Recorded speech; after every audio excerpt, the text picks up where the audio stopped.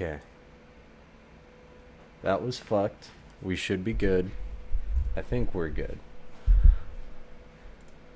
Let me know. The current stream on Twitch should be just my desktop wallpaper. And the stream on Discord should also just be my wallpaper.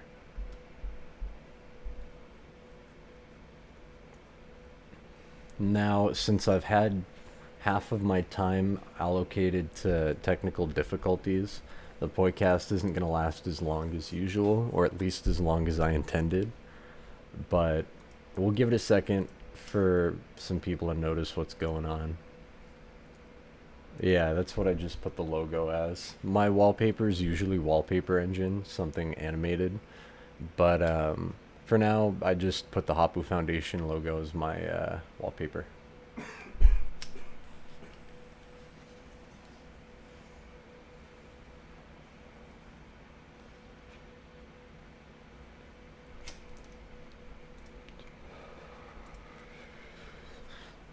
Works on Twitch. Okay. How's the audio? I haven't really fiddled with it at all.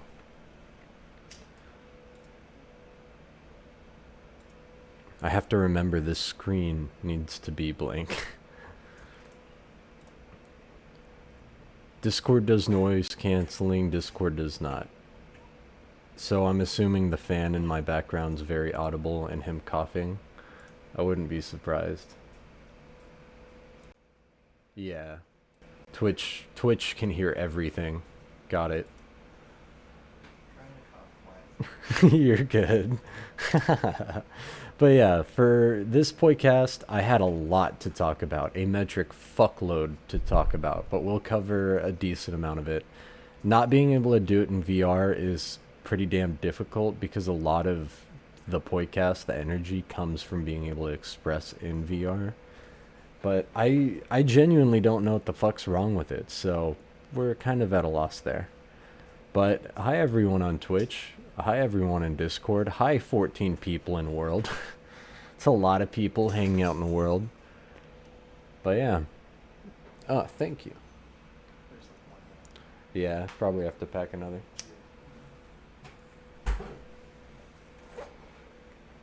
As for topics, we're gonna have crispy and leg here. We're gonna talk about Foundation a bit. We'll talk about APD a bit. We'll talk about the group I've been working on. Talk about some general stuff. But yeah, just try to cover as many bases as possible. I know Lang's on a fixed time span or time schedule, so we won't take up too much.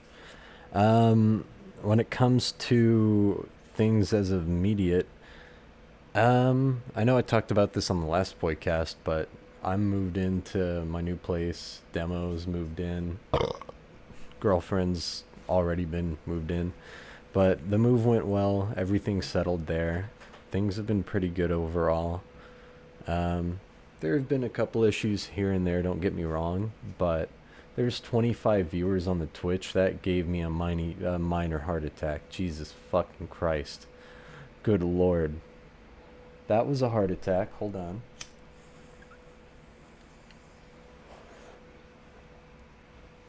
Well, that's enough smoking for me. So anyway, hi, welcome to the Poicast. Now I feel like I actually have to do something that's not janky as shit, because that's over 35, 40 people watching. So, hi, welcome to here. This is the Poicast. It's jank as fuck. I know I'm janky as shit. God damn it, or I'll say. But yeah, as for the general topics, I know I said it earlier, but we'll talk about Foundation, APD, Abyssal Order, and some other stuff. But as I said earlier, my little adventure across the US went decently well. Things are good overall. We're moved into the new place. Everything's set up computer-wise.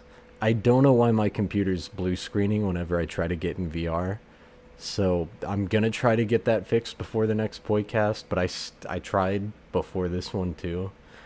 I didn't want to do an audio-only Poicast because I feel like that's kind of boring. But hey, I feel like it's better than looking at my face the entire time. You can just stare at the Hoppou instead. As for APD stuff, I think Lang's got a decent amount of stuff to talk about. As for Foundation stuff, I think Crispy's got some stuff to talk about, or could talk about, rather. For Abyssal Order, I've got a decent amount of stuff to talk about, but not too much progress. As for changes to Foundation, I'll bring some of those up, some of the votes. But yeah, everything's been pretty decent IRL on our end. Uh, Demo's got a job. Things have been pretty solid. So when it comes to the IRL front, things are pretty okay. I went ahead and got out of VR. Yeah, that's fair, Ling. My bad. I spent like over an hour before the Poicast, and who knows how many hours in the days leading up trying to get it to work. I don't know what's wrong. Genuinely have no idea. So, beats me. We'll deal with it later. As for Foundation changes, I'll go over those first because there's not too many that need to be brought up. Let's see. Where are the votes first?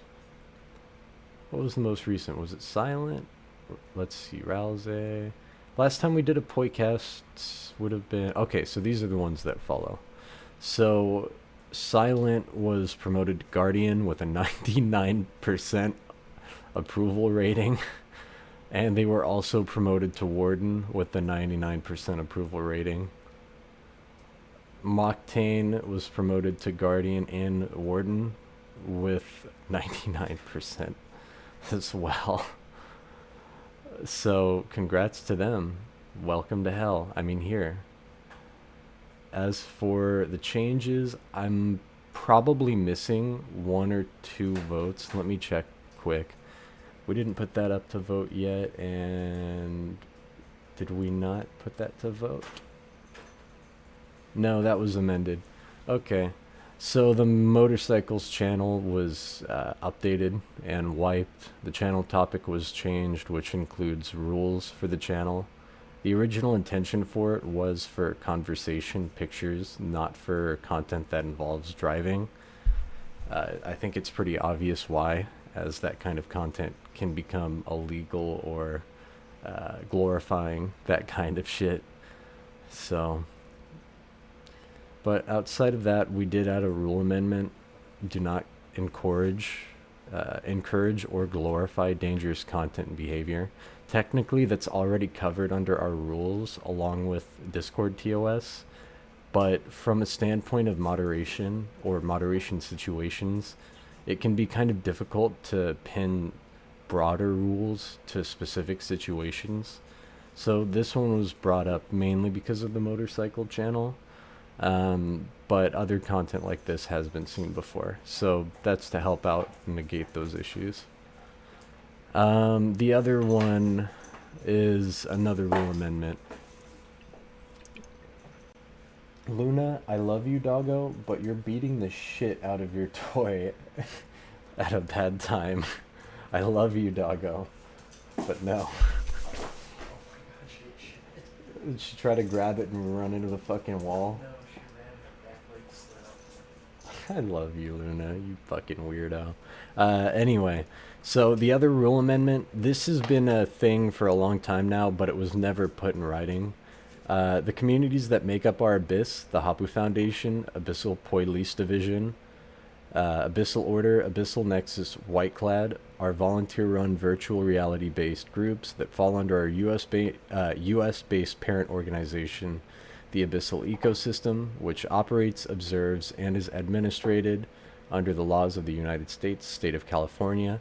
Now, that rule amendment's for several reasons. That's already been the case for a very long time. But when it comes to certain administrative or moderation situations, it can be really difficult to determine what falls under our legal standard or another country's. So when it comes to moderation situations that might fall into a legal area, we're generally basing it off of California's laws, as those are the laws that I'm most familiar with, and I might have just moved out of California. But again, it's what I'm most familiar with, and it helps make certain moderation cases a lot easier. Having that baseline established for, say, road laws or otherwise, it's pretty helpful. What else? Yeah, if anyone's got topics or questions, feel free to ask.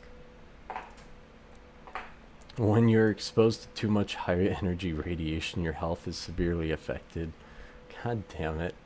What's the Fallout channel about? I didn't know if I was going to keep that channel or not, but we've been playing a lot of Fallout, both Fallout 76, Fallout 4, and New Vegas. So we've been playing a lot. I encouraged nothing. He apparently demo encouraged nothing. Can we hear the fan a little? Doesn't overpower your voice though. 25 went down to 13 in a heartbeat. Something's up with the numbers in Twitch. Yeah, I don't know how the numbers in Twitch work, but I know there's over 30 people watching. It's kind of weird. While saying that though, hi doggo. The game was rigged from the start. Let me see what else, because there were some other things that didn't make it to vote. Oh, none of those matter. Okay, those don't matter. Those are passed. Those are passed. Those are passed. That one will go to community vote, probably. I haven't put it up yet. I'll probably wait for another one. But yeah, so that's it for the staff stuff that immediately comes to mind. I know that overall things seem pretty usual from standpoint of raids, events, operations. I haven't seen anything that's really gotten my attention that's bad or problematic. When it comes to moderation, we haven't really had too many cases or problems as of late. Of course, one or two here and there, but just about everything's been resolved to my knowledge. So I'd say things are pretty good. They've been pretty slow, pretty chill, and I'm happy with that. Now, I'm sure things will get a little bit more spicy and active in the coming weeks and months, but overall, events look like they've been chill, and I'm happy with that. Raid leaders looks like they've been making progress in the sense of how they lead and handle situations. Looks like staff has been communicating a little bit better. So overall, I'm happy with how Foundation's been. I haven't spent too much time in the APD as of late. I do look through the staff chats every so often, probably once every day or two. But that's more Lang's area, so in a minute we'll let him talk. But trying to think what else immediately comes to mind for Foundation. I want to update the avatar world, but when it comes to updating the VR chat avatar world, that's going to wait and be based off of the, excuse me, Dr. Fago Go Burr. But yeah, so the update for the main avatar world, or at least my version of it, will come after the massive loop version, because I got a lot of shit I want to test for it, and I got a lot of shit I want to make for it, but I don't intend for it to be for VR chat. I want to make it centered around massive loop, so that one will get made first, and then a version will probably come around for the VR chat version. So yeah, Unity. Who would have thought I'd open that wacky ass shit ever again? Speaking of that, I do need to re-download Unity again, because I had to wipe my computer twice in one day. So yeah, updated avatar world's gonna take a little while. Don't tell me Blender is better, god damn it. I hate making things in Blender. I understand Unity, which I hate the fact that I understand Unity. Blender just makes my fucking brain explode. I don't get it. I don't know why people use it. Blender is bad. Blender is actually insanely useful. I just suck with Blender. Why is there a man grinding up Magic the Gathering cards in the chat? That's great. Hello, Trilison. I don't know how to say your name. Space Pepsican. What the fuck? I'm dead. Oh, someone died. Did you die? Oh, the controller died. You scared the dog. Okay, that one's correct. Those are correct. Jesus Christ, Windows command processor. You scared the shit out of me. Those are normal. So something I have been noticing, I think I need to go in by hand and readjust some of the roll. Not even some of the rolls. There is a very large disproportionate amount of ancient, elder, and veterans than there should be. There should be a considerably higher amount of ancients and elders, especially. So there should be a fuckload of elders. There should be a pretty sizable amount of ancients. So I'm pretty sure the point motion system, the automated one, was just not a happy camper. Because there should be, in my opinion, at least double the elders. And at least half that for ancients. So I'm not sure what we'll do about that, but looking through it, there is a pretty big disparity in numbers, as most members end up becoming veteran, which is reasonable, but there's still a massive fucking number difference. So in the next couple days, if you see roles shift around, like massively shift around, that would be me correcting people's roles. I think we still have StatBot at our disposal in the sense of user verification and statistics.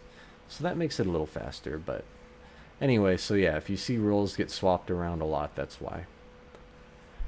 As for custom roles, there are only 2 roles outside of mine that are special roles. The 2 special roles, one is Abyssal Advisor, which is technically a role, but it isn't.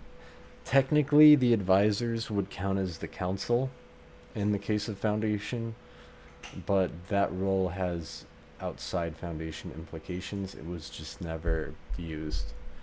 So I wouldn't count that as a unique role. Abyssal Empress is the only technical unique role, and that's for my girlfriend. I've never made a custom role for anyone, but she got that. So that's about it for custom. We had a solid 1 minute of silence. I was talking the whole time. I've been talking the whole time. You telling me that you didn't hear me talking? But yeah, so that's enough about that. Crispy, you got anything Foundation related that you want to bring up, talk about? Because I'm kind of at an end for Foundation. The only things that I've got in mind is I was asked earlier a couple of questions. One was, how many Hoppous have we got in the community and how far away from 5,000 are we? And I think when I last looked, it was 4,908, which by my guesstimates means we need 92 more to hit the 5k. Oh, Jesus. Yeah, but You're what right. actually also happens is I have a clear out every month, and we get ever closer, and then I sweep clean with the sweeping brush, and then we take our step back again. I think we'll probably hit 5k before the end of the year, but you know, and of course that's like, oh, 24-hour raid, 24. Realistically, I don't think it's going to be this year though, because we won't want to do it in December and probably not January. So I think the stars aren't quite going to align for a 24 this year. That's my thoughts. And the other one was Squire tryouts.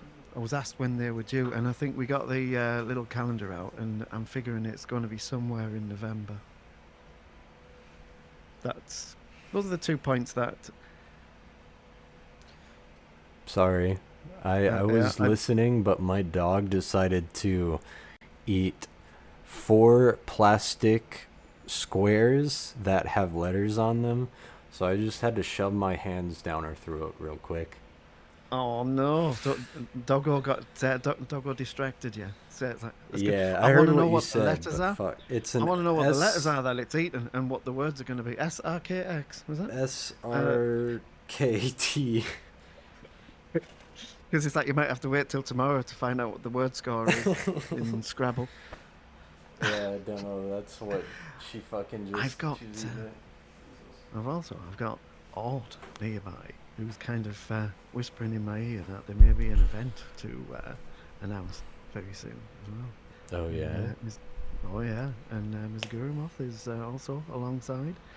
Wonder what could that event be? I think it's mentioned somewhere in the general chat, isn't it? Is You literally can talk in here too, bro. Yeah. it? Oh yeah, you can, Ort. Come on, flick the switch.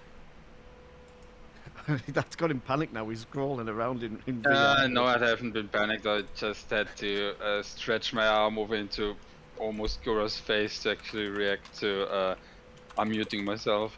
No, there will be probably in hopefully not even a week an announcement with an official date and like nice invitation made. We already have a date in mind where it will be happening. It will be happening on weekend, on a Saturday for US time, and yeah, it's hopefully gonna be quite nice in that sense. Hell yeah. And for anyone that don't know what's going on, it's gonna be a wedding. Another Yeah. wedding. Hell yeah. Yes. That's hype. Now the That's question about is. everything I can say. One. I was gonna say the question is, how's it gonna go? How many bridesmaids you got picked out? How many Fennecs are gonna be chucked into the air like fireworks? I don't know how many bridesmaids are around. Could be one or two. Haven't necessarily checked up on how many it might be that Gora picked. For my best man, for the time being, I only have one. As to how many Fennecs you might use as fireworks, that depends on how many might end up showing up. That's fair. I'm sure I could get a decent crowd. Yeah, I'm very certain of that. We might not have like 50 or 60 people or something, because out of reasons of not wanting to terrify the hell out of Gura, and possibly just to make sure that we're not lagging or anything, but it should hopefully be around 30 or 40 people. Fair. Understandable. I won't call in the cavalry. Plus, it will most likely end up getting streamed anyways. Fair. And we can have, after the fact, we can have, or just everybody that watches, we can just have. Oh no, Ott's a robot. Is Ott roboting for anyone else? I'm the robot. Fuck. Hello?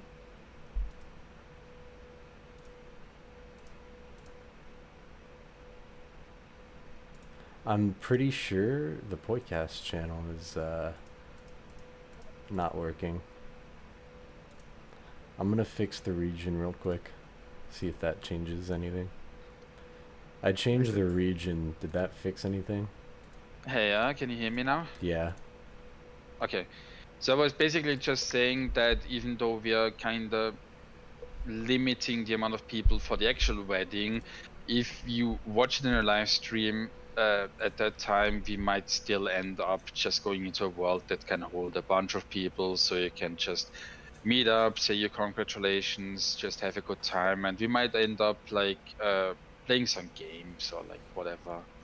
So we're not gonna try and exclude anybody. It's just that we have to limit the actual guests a little bit to not terrify everybody present, basically.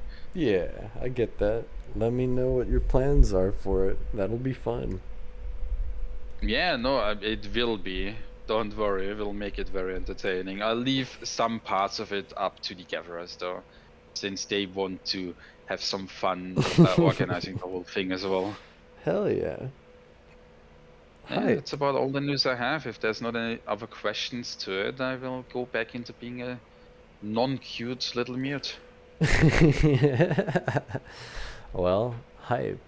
Fucking another marriage, another wedding ceremony. I can't wait to see how janky it's gonna be.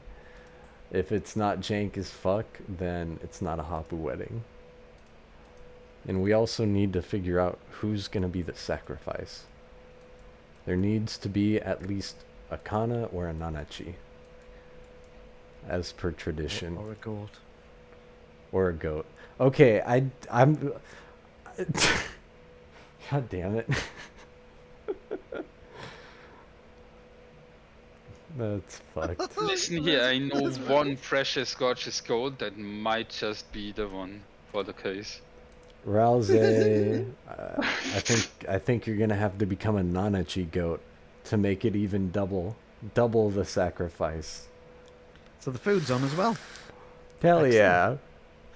Got ourselves some snacks, a sacrifice. Fuck yeah.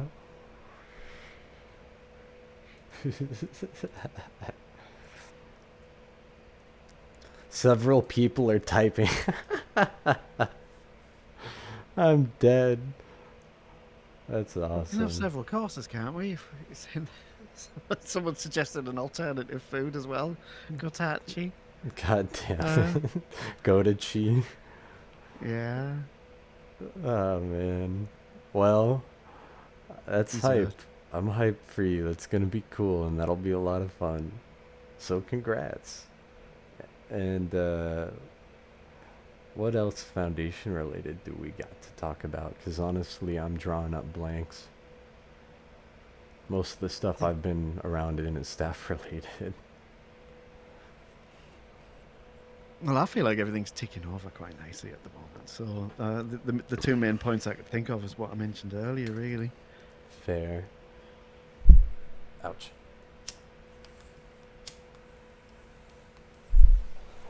What about APD time? What's been going on in the APD? Oh, so much. Like actually, I'm not Tell even us just using about a it. turn of phrase here. Yeah. So basically, a while ago, we were able to functionally determine that we've pretty much got our Poitral formula laid out. Like the events that are focused around getting people into the server, finding wholesome poise, going out, like getting arrests and doing things of that nature. We currently feel as though that is a very like figured out formula, um, especially whenever it comes to the like just like the creativity that you can use within it. Uh, Yeah. However, we have a lot of elements to our server which are more like lore focused and are more so for like making things fun and interesting, like within the community. Uh huh. So basically, like the route that we've been going is we're going to keep our standard Poitrol events in place and have those operate as per usual. But lately, we've been rolling out an entirely different classification of event where essentially we do an activity, but there's no direct, explicit intention of getting anybody into the server via it taking place. Now, that's not to say that it it is off the table completely. In fact, I'd say some of the best recruits we've got in the last like few weeks are the people who have chosen to involve themselves in the things that we've been doing. Um, Hell a yeah. few a few examples are we started basically doing an alternate version of, I suppose, uh, you could say it's like cops and robbers or something, but Mm. our version, but we're basically taking these old concepts as well as a lot of the things that have been placed in the handbook that didn't quite work when you try and shoehorn them into the original concept for the Poitrol. We've been taking them and we've been reworking them into these different events where, like, for instance, we took the concept of like a cops and robbers type deal and we made it a fennec hunt. So we're kind of like putting our lore into it, where it's like, oh, a bunch of fennecs escaped from the pit and we need to go like apprehend them and bring them back to the like court and so on. And we have a lot of tools available to do things of that nature. We've also at the same time been making it such that we're rolling out the special services in like full force. So I have a lot of people in place right now at this very moment who are working on developing those things for me. The the mages, the engineers, the enforcers, the medics the um, Jesus. and the investigative boys. Uh, we have all those rolling out at this very moment. I'm getting the right people in place to spearhead those and kind of be the people for them. That's I've sick. taken the mages upon myself because I've been playing D&D for over a decade at this point, and I'm trying to be on my Elminster grind set. Jesus fucking Christ. A decade? Listen, I God play damn. mages. I don't know what to say. Um, That's fucking wild. but yeah, like my overarching vision for it is basically that the I don't know if anyone else here is a huge like Magic the Gathering nerd like I am, but there's basically this city called like Ravnica, and and all of them have different like guilds in them that all like contribute a major service to the city to make it operate, but they also have their own like motivations, their own goals, their own desires, their own beliefs, their own like small like subset of culture, and their own like way in which they do things, and they have complex like relationships between each other. You know, they have rivalries and alliances. Perhaps they have enemies with one another. They have disagreements on things. I'm basically trying to ship it out such that the special services can interact kind of in that way, and through that we can one make really good and like interesting lore, and two, it can be the foundation for some like stuff going on in world, like the foundation for events, the guidelines for interactions between different people of different members of like of the different ones, and even a lot of like crossover type deals. But yeah, basically we're out here developing kind of a whole like almost like a whole universe. I I understand that's a feel bit of that. a overarching like broad bold claim, but uh, we're I basically just totally feel that. developing stuff to make it a lot more interesting within our own community. I've been seeing really great results with these new events that we've been rolling out, because like the portals are great, they're fun, you go out and you get good people. But sometimes whenever you have a group like ours that's more centered around RP and we have all these interesting like elements to them that have different flavors and personalities, it's really interesting to just kind of close the doors a little bit for a while and just kind of have fun with ourselves. But we're definitely still leaving the windows open, so anybody, because we do it out in public, so if anybody wants to kind of involve themselves and they seem nice, well, we go, hey, guess what? Right to the precinct, because you're gonna be a part of this. Hell yeah. Yeah, God I also damn. have Zoe right now is working on the training handbook. They're being my spearhead for the Reapers. Kind of doing a bit of like a overhaul for that. It's because we're obviously shifting around a lot of things, so making sure that that's all on the up and up. I have Nighty in the World Sweatshop, uh, doing doing what he does, making these phenomenal worlds for us. I'm coordinating the avatar creators, so on and so forth. He does Um, some crazy fucking shit. when I told Daedric he could head up uh, the engineers, which are basically the people who deal with the technology and the cybernetics and the robots and stuff. I think he actually started to like salivate a little bit. I I could like physically see the excitement conveyed through his avatar, through his headset. Which, if you know Daedric personally, you'll know that he's a very stoic individual. So, uh, That's needless to awesome. say, he's quite excited about that. In fact, I think that within a week, he had a pretty fully fledged avatar for that group already made, God and I know damn. he's going to keep going. I'm currently working. I have about 1,000 folders of assets sitting on my desktop right now, just full of magical stuff. Hell yeah. Magical because stuff. because oddly enough, um, being a giant moth person and being a magical being kind of slot into each other really well. That, But yeah, really do be like that. That's true.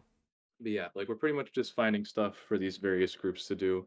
Like we had an idea that like the investigative division could pretty much be like they could go out and they could find like evidence like in the lead up to court cases because it's like one, the cases are more fun if you have stuff to actually show like on the courtroom floor, and two, trying to go out and like maybe stage scenes, catch people in the act could be pretty fun.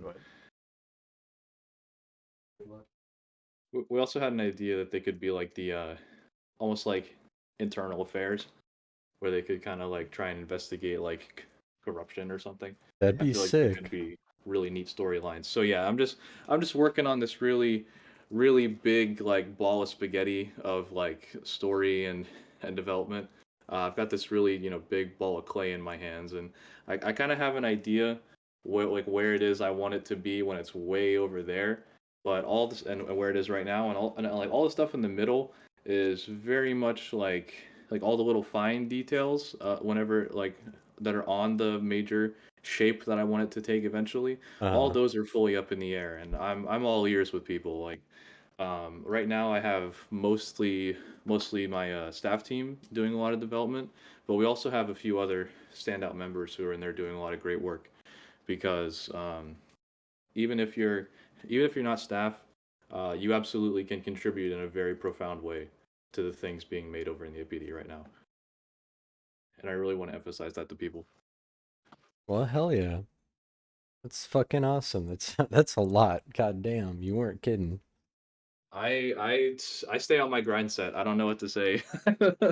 Hell yeah, y'all did. I Fuck. absolutely think about all my poyos when I'm not, when I don't have my headset on. Fuck. I spend a lot of time thinking about and doing stuff for you guys. I feel that one. Giga Yeah, Hoppou grind set. God damn it, let's. fucking love the poyos. So Well, I can agree with that. That's fucking awesome. It sounds like you got a lot of shit going on for the APD. Fuck. Well, yeah, I'm glad you got a lot of shit going on and sorted. That's fucking very easy great. to stay busy. Seriously, fuck. Well, that's a lot of progress in a lot of different areas, and I'm glad to hear that. Sounds like things have been going pretty good over there. Oh yeah, like the fun has just been like thoroughly on the rise, and that's something that I was very pleased about because we almost like after we figured out like the Poitrols, we almost sort of like fell into a rut a little bit Hmm. because like the development stalled for a little while. I mean like the concepts didn't, but the acting upon it did. And all the stuff that we're doing with like the actual like just role play events, that's definitely like the next step for us. Like Makes the sense. like fun has been taking a meteoric rise whenever we just take all these cool fun concepts we've been developing and just put them into the world and make them do stuff because like there's just a lot of additional freedom I feel whenever you don't necessarily have to worry about finding a good world, finding a good target, trying to start an interaction with a stranger. If you just take what it is you have like within your community and you just have a whole lot of fun, especially when we do it in like the public instances that we do. A lot of the time, the people we're looking for tend to involve themselves with us of their own accord. I mean, that makes sense. That's pretty fucking true. Don't want to derail anything, but the total number of people watching is about 55. 55 people watching. God damn. Cool. That's pretty sick. Hell yeah. But I'm glad the APD's been making some progress because Yeah. it, Also, just trying to build our staff team up, average, yeah, finding the right people. that is pretty difficult when it comes to VR related communities. Getting a staff team together that actually is able to work coherently and together, it can be difficult and take a lot of time. And the APD, before you got involved, struggled with that a lot. But overall, you guys are making a shitload of progress. Yeah, we're just So, working on like developing new leaders, doing all the stuff I mentioned before. You know. hell yeah. Agent, how's my audio on Twitch, by the way? I tried swapping some filters on. I also changed my fan speed. I know it gets really annoying hearing that shit, so I'm trying to limit it as much as possible. Is good? No noise? Okay. But overall, it sounds like the APD is the busiest right now. Foundation has always been kind of like, I don't want to say a river necessarily, but Foundation works in waves. Sometimes we're doing a fuckload of shit at once. Sometimes we're just chilling doing nothing. And I'm happy that the Foundation kind of exists like that because I don't have to give it constant warrior thought. And we don't really have to do a lot right now. Raids are going how they should be, and events are going about the same. There doesn't need to be too much done as long as everything's working for now. And sure, smaller additions or changes happen, but Foundation's always been pretty chill. APD, y'all got a lot going on, so I'm sure it's pretty chaotic. Sure, One there's a thing I lot to will say see. is that you're very lucky that you appointed a very seasoned veteran D&D DM, God damn it. because I very much see this as like this massive sprawling campaign that I'm writing and running, but Uh, also like playing a character in. Like I very much am it's equating it fun. to like D&D. It's a good way to handle it too. Oh yeah. But hell yeah, when I look at certain parts of it, you could definitely get a D&D type vibe, especially when you're making like role play situations. But I don't know, when it comes to sooner or later, we're gonna have ourselves a situation that will be similar to a campaign. One of our end game objectives, one of the final big events that I've been working on for a couple of years would be very similar to a role play campaign. And I'm pretty sure we have a decent amount of resources for it, but we still need another year, maybe another year and a half at least. The plan for that I'll talk about more later, but when it comes to lore, roleplay, those are the two areas that I spend most of my time on outside of staff related bullshit. So once we got a lot more stuff established on Massive Loop, I want to at least try or push towards that objective. When it comes to the Foundation, APD, any of the Abyssal communities that we have, there are a couple end goals. End goals being either like late stage community goals or massive event, end of event situations. And we have a couple of those that I've essentially not founded the community on, but had planned for a long time. One of which is similar to a campaign like Ling is talking about, but on an extreme scale. We need a minimum of 200 to 300 active users across the entirety of our servers, which isn't difficult, but the kind of activity that's necessary isn't currently achievable. Now, when it comes to that, there also has to be a couple more worlds made. Roleplay has to be refined for both Hoppou Foundation and APD. But the thing is, where this roleplay takes place, it's a 50-50 deal. We've got to see how certain things pan out that we just can't tell right now. So a big roleplay event, a big campaign, or I guess I don't know how to describe it without describing more of it. But the end goal for all of the Abyssal communities, there's a couple. And one of which requires a fuckload of Hoppous and requires a lot of things to go right. But I think we can do it. We just need another year and a half. We have to make some bigger changes to Foundation and decide which platform it'll be hosted on. But the APD is making a fuckload of progress, which is why it's been on my mind. And Foundation's been really chill. We haven't really had too many problems. So more and more, this has been on my mind. When it comes to Massive Loop, I know they would definitely help make that event possible. But we couldn't do that until the Steam release. There's just not enough people to kind of perform something of that scale. But I'll talk about that in detail in a minute. I didn't mean to derail everything. Sorry. The weed that was handed to me got me high as fuck. No, it's fine. I mean, I really feel as though I've pretty much said my piece. I will say that I definitely am able to relate to all the lore and stuff. That's why I'm so glad that I have a very firm background in both writing and running stuff in like D&D because the art of being a dungeon master is basically taking lore and making it into a fully functional, entertaining, living, breathing experience for people. And if that's not literally what we're doing here, then I don't even know, you know? Yeah, that's fucking true. And I'm Like, glad that I'm in the position that I'm in where I can really, really take that as far as I want to go.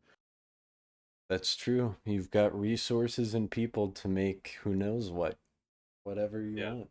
I'm so glad that I'm like I actually spoke to Crispy about this a while ago, but like I don't feel like I would have done poorly had I been counsel in HF, but I definitely feel as though I'm much better suited to where I ended up actually being. I agree with that. APD is a much better suit. The more heavy roleplay community definitely suits me much better. That's pretty fair. Foundation has I always was been really chill, which is I was why just saying it a little works. bit in our little event here. Actually, it's like Lang. I'm so glad you were around to pick up the pace with the APD. I kind of like lifted it up and resuscitated it, but gosh, I was relying on someone like you nearby to go. Can you help me get this to the next level? And my goodness, you delivered. Seriously, fuck.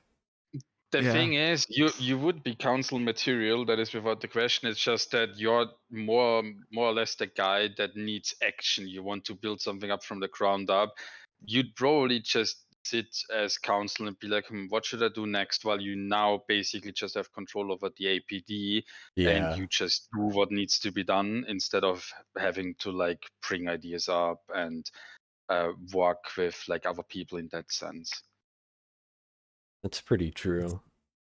yeah. The opportunities to create something in the APD is just never ending. The amount of role play, you can take that to a whole new level. Hoppou stuff, what we do over in the Hoppou Foundation, it's it ticks over and it knows its way already. It will grow and evolve in its own time. But the APD, it's like it's just there's so much scope for all these different types of events and role plays and That's what I'm all you're the about. right one for it. Exactly, that's you all over. As I say, when I asked to pick up on it last December, we were chatting already, but I couldn't have made it work on the same scale that you have.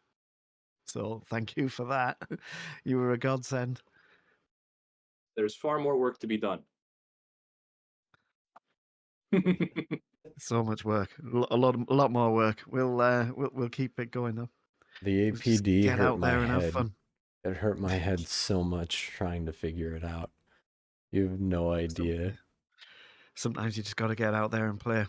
Yeah, The the truth. the APD originally was gonna be I, the way that dynamics work in my mind, at least for lore. When it came to the APD, there had to be a good, there had to be a bad. There had to be a dynamic where the main police officers would be the super kind and like caring, peaceful, and then the enforcers would be essentially brutish barbarians. And those dynamics, things like that, are really hard to work with in actuality. Trying to figure out more advanced structures are fucked. But That's y'all why have you done have a to good do it job. one little step at a time. Be Yeah, super meticulous and just push where you can in all the different places all at once, little bits at a time. true. I think we've learned through various things, Hoppou That's what Foundation I and do. APD, that you can sit and theorize, you can write things down, you can have reams and reams of documentation and concept, but until you actually try them, they don't mean anything. And you can sit on all of these ideas forever. It's not until you get a bunch of poyos or a bunch of people together and actually try it and see what really happens, and then start making notes. And that's what we've been doing this year. Hmm. That's You true. must be incredibly meticulous, but trial everything by fire. Hell Yep. yeah. I'll be 1 second. Be right back. That's how I run it. You also have to have essentially no attachment to what it is you create whatsoever. Yeah, I would say if something doesn't work in real time, you've got to just review it and I evaluate it, and tie then say, none of my okay, emotions to the things that I make. I'm very upfront with the staff team about that. Like, hey, if I write something, don't treat it as some weird, like, don't have some weird, like, feelings about it because I wrote it. I wrote it because I want it to work and I want it to be good. If it doesn't work well and it's not good, then let's change it. You know, I have no ego about this shit. I just want the community to work well and be good. So if we try it and it sucks, we're either gonna change it until it doesn't suck, or we're gonna throw it in the fucking trash. and come up with something new. Yeah. The future's good for APD. I'm happy we got to where we are with it, and that we got some life out of the thing, and it's moving, and we stand a chance of creating Blazer's vision with this as well. Absolutely. I mean, I definitely go back and I look at the original vision on like a regular basis because I use that as kind of the, all right, am I getting too far away? And I feel as though I've been just like pretty diligent about that. I always try and at least consult the leadership team about it because the last thing I want is for me to like make something and then I have like all you guys go, wait a minute, what the fuck is Lang doing over there? Yeah. If it happens, we'll mention it, So but I I at can't least try think to of Yeah. any keep you moment posted yet. before I make big changes. Dude, that's Because fair. When it I'm comes to of the the opinion that APD, though, that's essentially yours now, to be fair. So when it comes to the vision, I can work with whatever you end up with. So phenomenal. I believe in you and I trust you. You've done a fuckload and you're doing good shit. Everyone is from the APD. I'm very Fucking glad that I dope. have some very good teams and some very good advisors. I'm of the opinion that all my ideas are not good, and if they are good, they're probably not the best they could be, or that I could maybe come up with something that is shit. And I really need the like the people around me, especially Crispy. I lean on him a lot for this to kind of look at what I've been thinking of, and either go, "Yep, solid," or go, "Hold on a second." Yeah, that's happened occasionally as well. It's like, whoa, what did I just read? Very, No, very stop that. valuable. But yeah, checks and balances is something that Blaze mentions a lot. That's how we operate at the top. We keep each other right. We're not afraid to speak up if we disagree with something, and we're free enough to be able to explain what it is as well. So it's we keep each other right up there. That's the The point. one thing that has ruined every great empire, every great company, and every great person, yes men, Yeah, that's No, true. bobbleheads, the you worst thing can't you have. could have. Yeah. I mean, there's times when people will step up and just raise a valid point, and that's I appreciate that kind of thing because it keeps me on my toes. It makes me take a step back and look at it again and go, yeah, they're probably right. Constructive criticism's important as fuck, but Totally appreciate differing it. opinions, differing opinions or different insight on the problems is super useful too. Yeah. Very important. And I mean, when I'm saying that, I'm saying it can be poyos. It's just everybody is the same and has a voice in this community. And if there's something that isn't right, or they want to question, or challenge, it's like, yes, bring it forward. It stops us from resting on our laurels and keeps us on our toes. Very much so. Like I'm a very like, all right, let's get into the thick of it. Let's have some banter. Let's have some back and forth like type person. So honestly, it's very disconcerting to me whenever everybody disagrees with me. I'm like, damn it! I was hoping for at least like a little bit of like back and forth about it. Like at least spar with me a little bit, you know? That's how you get the best stuff, isn't it? Exactly.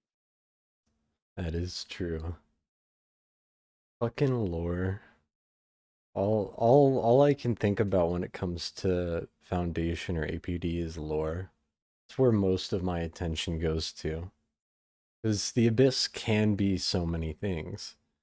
It could be a trillion things. How things work intricately.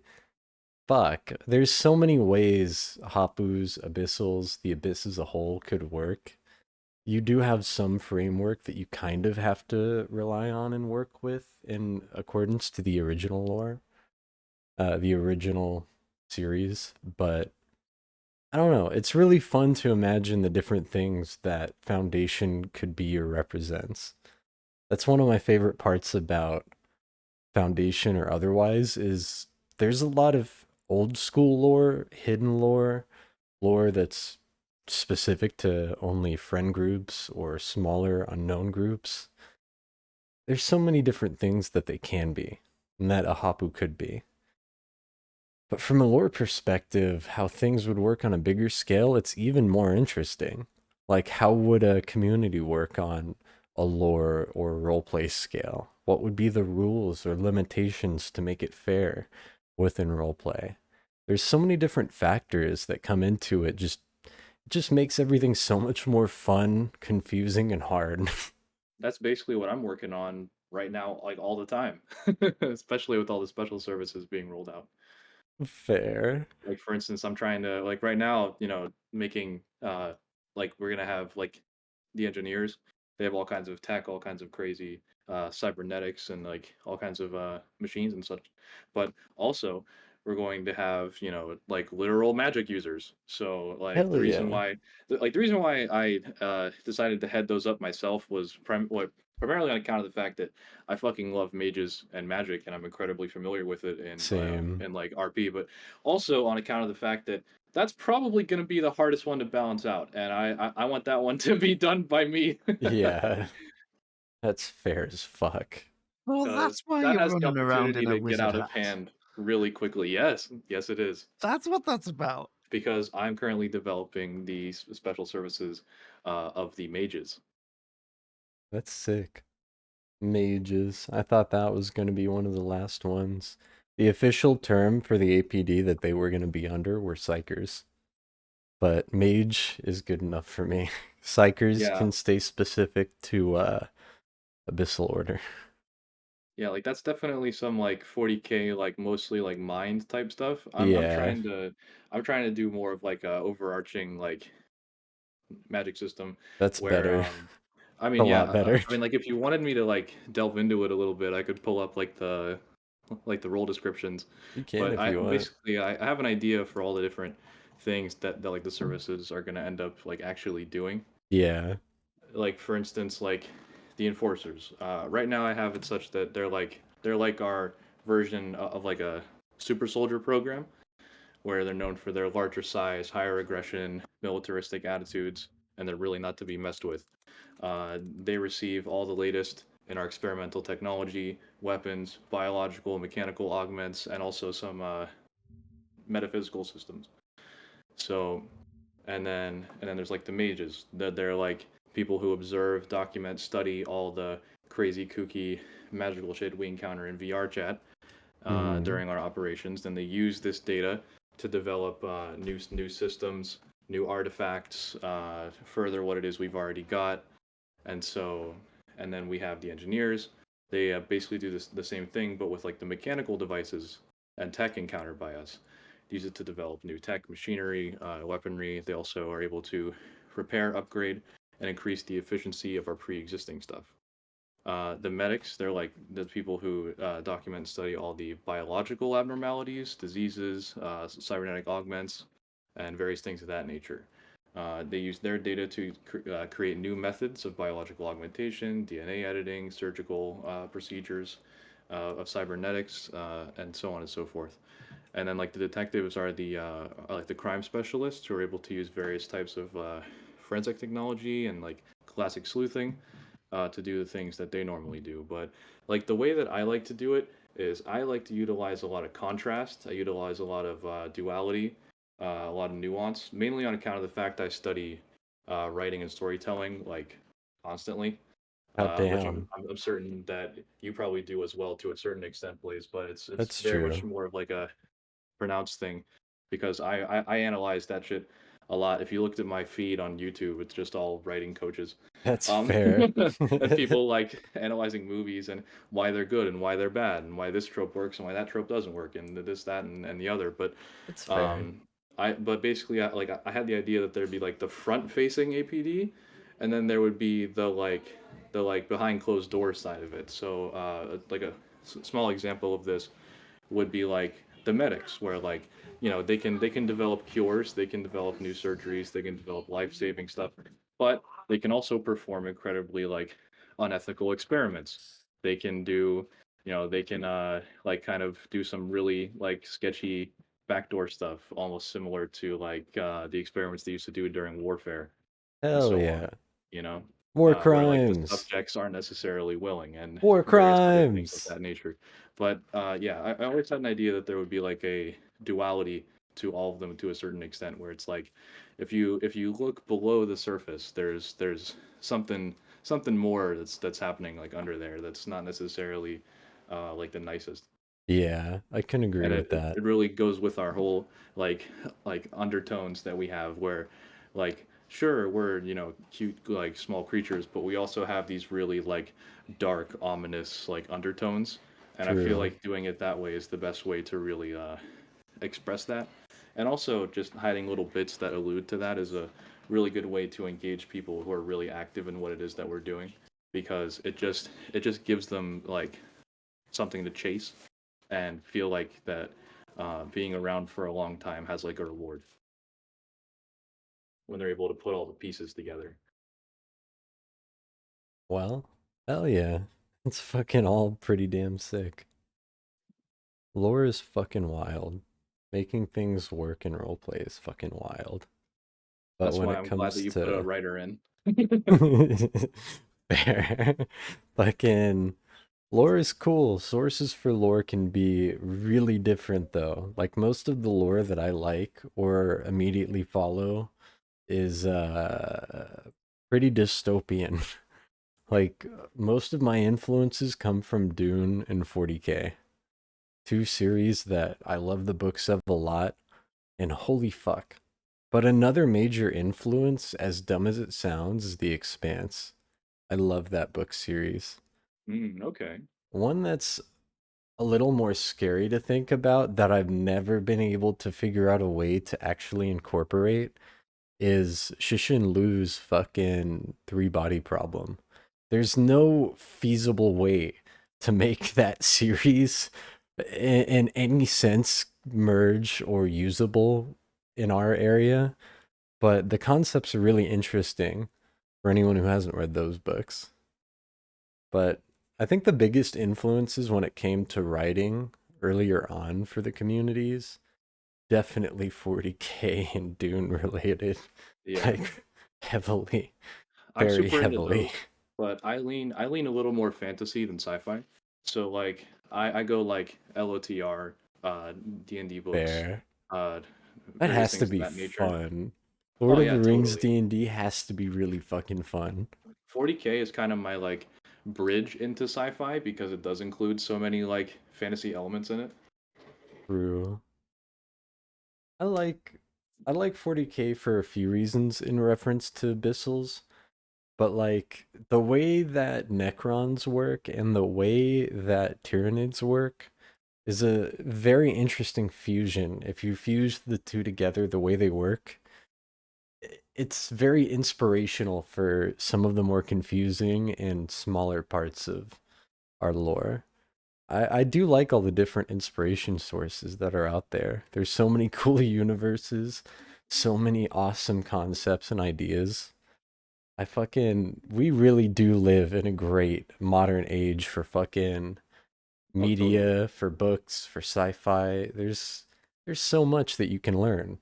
So many cool ideas, ways that things work. Like, fuck. Yeah, see, the way that I ground all of that stuff is, and also where I feel like the shortcoming of where the APD was prior to me being here, was I take those concepts and I write them just enough to where I feel like they might work. And then the way that I ground them is I think about actual people, like what is going to actually work in the world on the ground with real humans. You Yeah, know, like what's reasonable for actual people to be able to like do, to be able to remember, to be able to keep track of. Because a lot of the stuff that was written prior was like way too complicated. It way wasn't too practical. It complicated. required way too much overhead, way too much admin, way too much just all that stuff. And especially when you didn't have the resources that were present to do anything with that, I mean, it was no wonder that you were gonna kind of just be dead in the water. Yep. So sure, you can have all these massive like grand concepts and have a huge scope, but you have to always like push that story forward and grind it, or not ground it in the fact that people are gonna need to be able to actually do this. That's um, true. and that's where I'm glad that I do have the experience in the long-standing background in like running like role-playing games and making them function, Uh-huh. because I mean literally we're running and writing role play in a game. Yep, that's true. We're making VR chat into an RPG. So like That's fucking it true. is almost like a one-to-one carryover, and I'm so thankful about it. Hell yeah. Fucking VR chat or VR in general is surprisingly. Oh, hi Luna. Uh my dog is being cute, sorry. Um but when it comes to being able to express yourself in VR and being able to actually see or visualize in some way or interact with these different concepts that you've been writing or working on, it makes everything feel so much more tangible and real, which I love. If my VR didn't fucking suck, I'd be joining you guys a lot more. But I'm sure it's a fuckload of fun getting out there and actually seeing what you wrote or wanted to put in emotion actually get out there. I bet Totally. it's pretty rewarding. And we're just at the forefront of it too. Like things aren't even fully established and we're already doing all this. So Hell like yeah. it's only going to continue. Basically just need to keep just doing the work on like a day-to-day basis and just watch it go. Just keep swimming, swimming, swimming. Just keep swimming, swimming, swimming. This is only the beginning. There is a lot to go. Something that I think some people either don't know about or just forget. A lot of my plans for our abyss take years. I expect some of these things not to be done for a long time. So when we make a lot of progress in a short amount of time, it's really fucking noticeable. I'm It's glad I'm not very the only one who's noticeable. also a long-term planner. I feel like a lot of like the success whenever it comes to this kind of stuff is one, have your plans, like have a guideline for what you want to happen, but have the fine details. And this is something that you learn really early on whenever you're trying to DM. You should have an idea of what you want the people to do and what should or could happen, but all the things in the middle, you can't try and railroad like at all, because if you do, you're gonna just waste a lot of effort and be really sad. Like you have to be able to go That's just a true. little bit off the top of your head, but still be able to get to that place that you want to get to way over there. So Yep. it's not a matter of going in a linear direction, like directly toward what it is you're trying to get to. It's a matter of taking steps that move slightly in that direction, whether they're a little like horizontal, diagonal, or they're, you know, like somewhere or other. Even if you meander a lot, as long as you get to that end thing over there, that's your goal. So like like also running plans that are not only flexible, but I feel running multiple of different durations at once. I often refer to myself as a schemer, A but schemer. mainly I'm just dead. because of the way that I mean, I basically sit here and like in my, you know, dark, you know, cave by myself with my hood on listening to like nefarious music while I plan all this stuff out. I very much style myself in the manner of like a supervillain when I'm planning this thing out. It's purely aesthetic, I assure you, but um But I'm like, all right, here's my long-term plan. Here's my plan for, like a few months. Here's my plan for a month. Here's my plan for, this week. Here's what I'm doing today. And like you just kind of need to overlap that stuff, one, so you can figure out where you're going, but also so you can figure out what you need to do to get there right now and to be able to track your progress appropriately. Well, hell yeah, that's true though.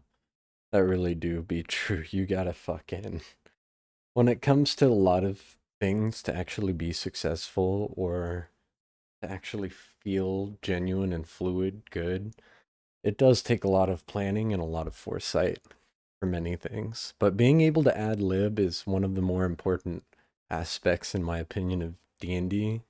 When I was a DM, I almost never planned everything out or anything out. I ad libbed almost everything, and it worked most of the time. But if you weren't very good at, well, documenting along the way, sure, there's going to be some inconsistencies. But something that's really important is to just have confidence and try new things. And, Yeah. well, make sure you do set boundaries and so on. Don't If I just be have like like me. a sticky note for a session, that's like a lot of notes to go on. That's Like true. I actually have this idea that I'm gonna run one day. This is totally off topic, but I call it like walking D&D, where we all kind of go to the park and everyone has their stats on like a note card in their pocket or something, Uh, and I just totally go right off the dome because I'm like I'm straight up at that point now where I just go 100% completely like off the top, and people just like take rolls as needed, like on any surface we're passing by at the time, if not the ground. uh-huh. And we just tell the story as we're like going around like outside. I That's always thought fucking that would be a neat fun. concept. That would be fun.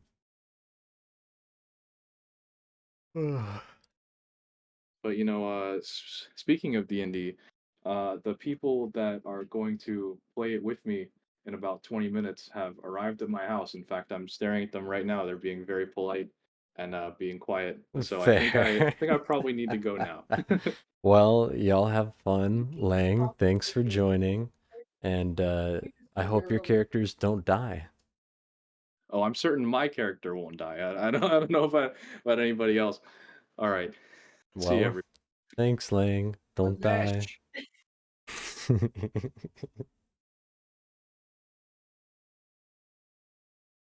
Well, that was Lang. That was pretty good. He had a lot to say. Holy shit. Bye, Lang.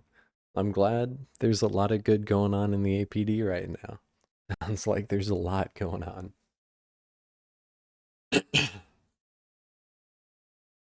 But yeah, that's pretty cool. I'm glad things are going good there. Let's see, let's see. If anybody has any topics or questions, by the way, feel free. I do have a lot more to talk about though. Let's see. I'll talk about you know what, since we're already talking about lore and otherwise, when it comes to the Foundation's lore, it's a lot simpler than the others. When it comes to APD, I'm not sure how all of that fits in right now. When it comes to Abyssal Order, that is probably going to be our most complex roleplay. The boundaries, the guides that I have for it right now are way too broad and way too big, so I need to downscale it a little bit. When it comes to roleplay, I really want to do a fuck ton of different concepts and different roleplays with Abyssal Order. And one of the reasons that I want to put it on Massive Loop is because I can achieve a lot of those ideas a lot sooner in terms of size and flexibility to try new things. I don't know what just disconnected from my computer. Uh-oh. No, it's the end. It's the headset. No, I don't want this. No. Oh God, no. Okay, I hope I can be heard. Am I audible still? Okay, good. So, Will Abyss, God damn it, Steam VR, stop, please. Please. Will Abyssal Order be a massive loop only thing, or will it be on VR chat as well? I'm planning for it to be a massive loop only. That's for a couple of reasons, but I don't intend on it launching until before they put it on Steam. Originally, I was gonna have the release date to be, uh, oh, hello. Originally, the release date was gonna be, maybe half a year to a year from now, but I'm just gonna base it on whenever they are gonna do their Steam release. That's mainly because I can do a lot of the concepts that I want to do uh, relatively fast. I just can't implement any of my broader plans. So when it comes to actually making it a community, that's not going to be too hard. Getting the Discord set up, it's pretty well set up. When it comes to actually handling how we approach the community side of it, like how we get new members for it, how we host events, that's where things get a little bit more confusing. And that's where numbers become a problem, and then yada yada. That's why I didn't plan for that one to be a thing for quite a while. While saying that, though, I do have a world that I'm working on for it. Essentially, an update to our current world, but for that platform. I have a lot of concepts that I never got to put on for our main world, and that was for a few reasons. Some of it was optimization, some of it was just me not knowing how to do it and not being able to really work well with other people. I just get really confused and I'm really slow and I get frustrated. So I'm not the easiest to teach. But yeah, so essentially I do want an updated version of our current avatar world, and I've been trying to get it to work, trying to see just how I can actually make it work. The original concept involved a lot of electrical mist or fog, if you will. The transportation ideas to get around to the other islands is something that's still achievable. We do still have some of the scripts and otherwise from our original attempts, along with some of the assets, but I feel like nowadays so many other tools like Blender or so on could probably help me make something better than we currently have. I'd like to redesign the islands, and I have a couple of concepts, but when it comes to the overall design, I want to stay true to Payne's original design. The problem is, it's still an out-of-date asset. There's a lot of things that we can do, and I've been messing around with a lot. So I wouldn't say this week or next week we'll have a early version of it. I was gonna have some pictures of it, but having to wipe my computer twice delayed a lot of shit. But when it comes to the homeworlds, once the version for Massive Loop is done, I'll make a version for VR chat that's essentially just a conversion. So that'll be cool. Will the new world have more hiding spots? Probably not. I want the updated version to be... I don't want to say it's going to be graphically intense or hardware intense, but it's going to have a lot more intention and a lot more detail. So it'll probably have to be a smaller world size to begin with. Which, to be fair, is fine in my opinion, as a lot of Hoppou raids shouldn't really be too high in numbers. What I would prefer for those kinds of raids is maybe 7 Hoppous at max. But I don't know. When it comes to guidelines and stuff like that, it becomes a lot more confusing and harder for a couple of reasons. But we'll just have to get there. We'll get there when we get there and figure it out. A little bit, must have missed. Let's see. So, Abyssal Order, Bess, is essentially going to be our massive loop community, both for Abyssal and Hoppou related roleplay events, but it's also intended to host other forms of our roleplay as well, whether that's, say, a play on the Mafia or so on. But it's also supposed to be much larger in the sense of the main Seat of the Abyss both in a governmental and roleplay structural sense. It's supposed to be the governing body of the Abyss. Essentially, the organization that the Hoppou Foundation and APD would fall under. Now, this is from a lore perspective. This doesn't necessarily reflect operations. It gets a little confusing from there, but it's supposed to be our main roleplay and lore-based server. Don't got enough Guardians to do 7 people worlds, trust me, I know. The way raiding over there gets confusing. There's just not enough information or enough that we can say firsthand to know how to do raids there yet. That's something we just gotta learn, and we'll learn given time. But yeah, so essentially Abyssal Order is supposed to be our main roleplay server, along with the main host of our lore.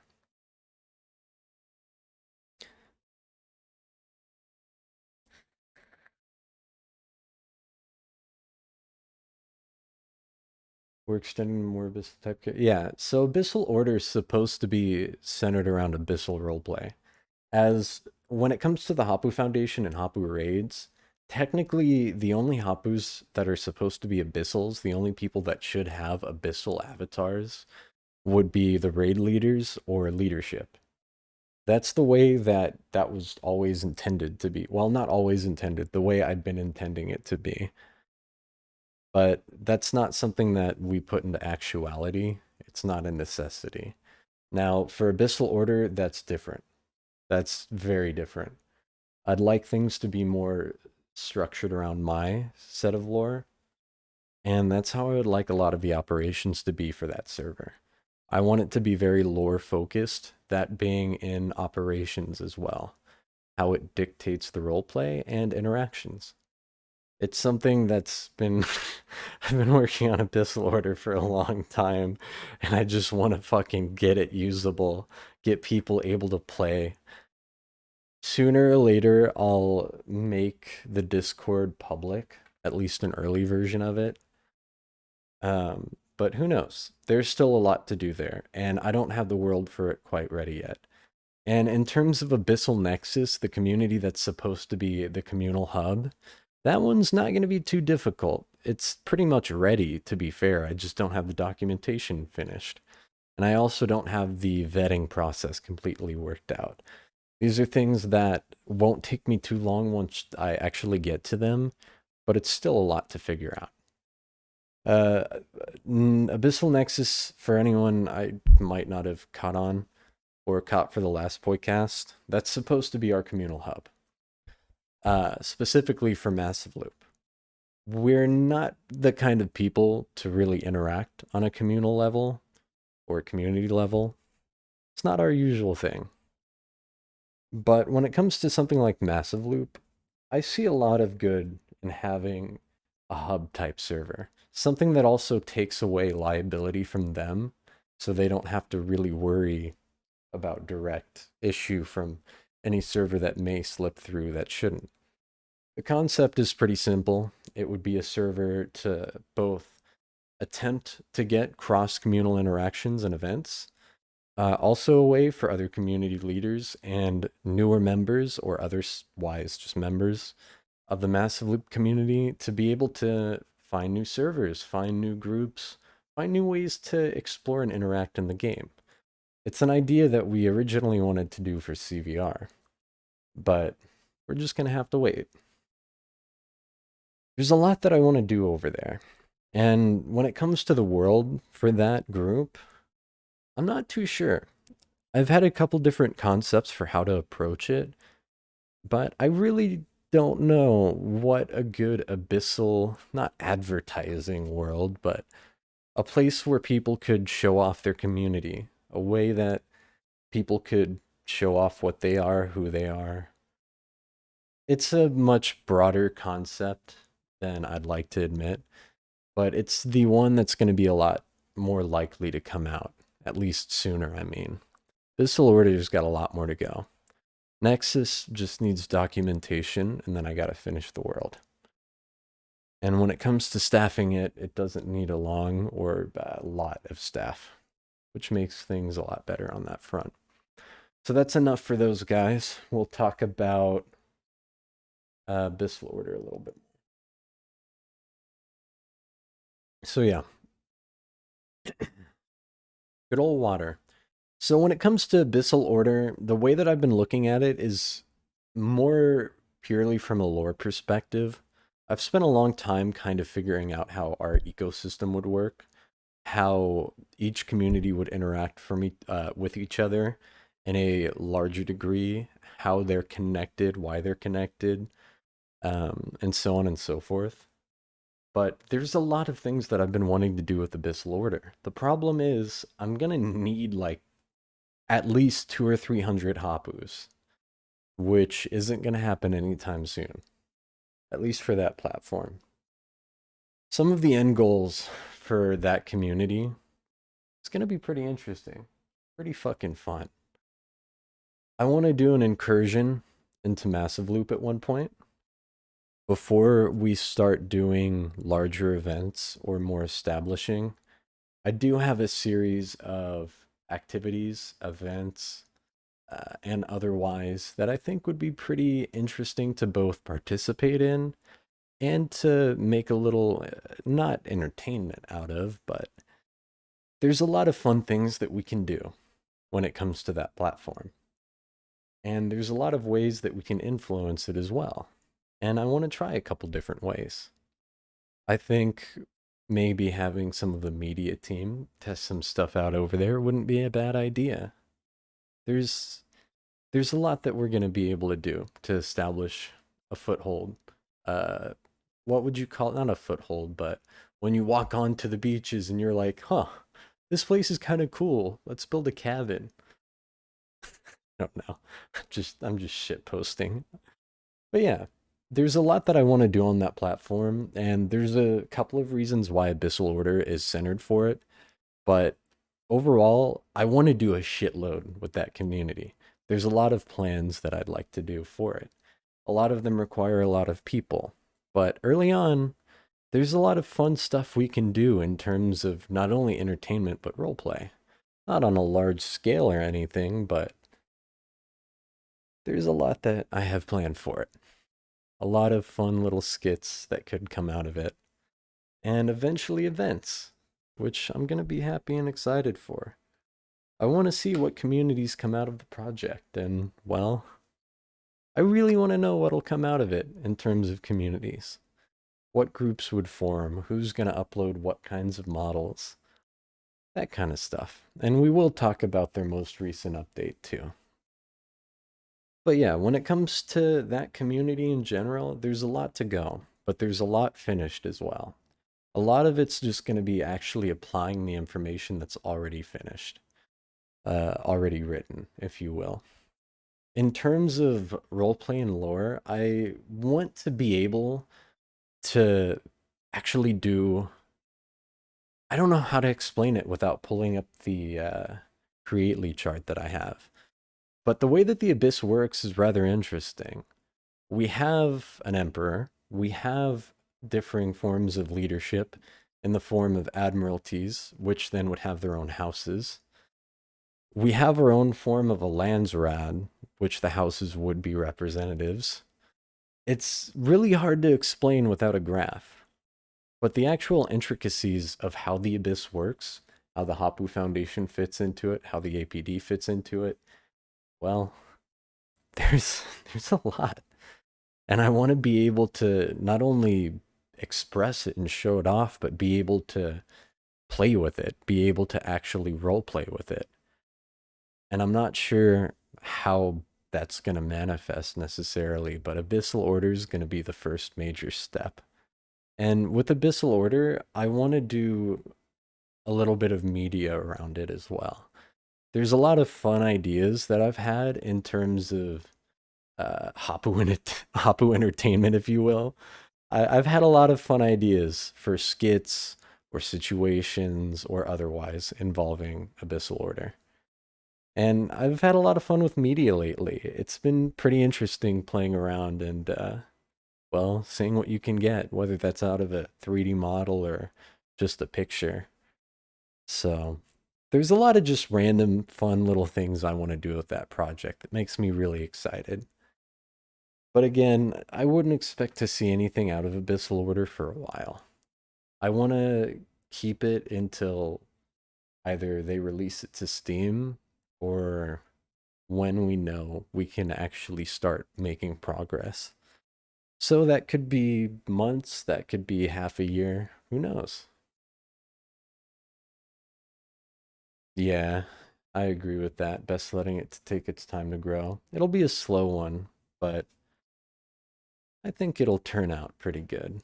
I think it'll be a worthwhile investment, but I think it'll especially be a lot of fun. I think it'll be a lot of fun. But that's enough for Abyssal Order. It's just a lot of lore, a lot of writing, and a lot of figuring out how to apply.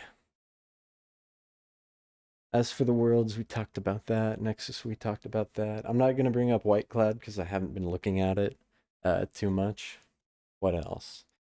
I'll bring up Massive Loop's most recent announcement. I wanted to talk about that one. Where is it? Dev updates.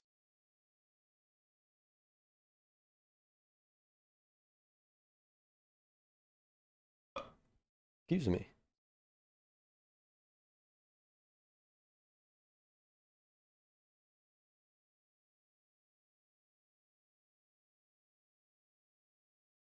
Let's see. On the 25th, William posted a new update. Happy Friday at everyone. We have another very large release at Massive Loop. This release is a cumulative release covering months of effort. Oh, my screen went black. No, fuck, it's turning on the headset again. My apologies. Headset, you chilling? You good? Can I read it now? All right. Anyway, this release is a cumulative release covering months of effort this summer by our team, and there are some very big jumps in functionality here to unpack. If you're interested in a platform that works well in VR, allows you to earn, and has a solid full body tracking implementation, powerful multi-user scripting for worlds, and isn't directed towards kids, then well, it's a very short list. Hopefully Massive Loop is making its way higher on that from your perspective. If it's not, why not drop us a request in the feature requests channel of our Discord. Now, let's read the fun, cool shit, because I was happy with a lot of this. So the version is Open Alpha 1.2.29.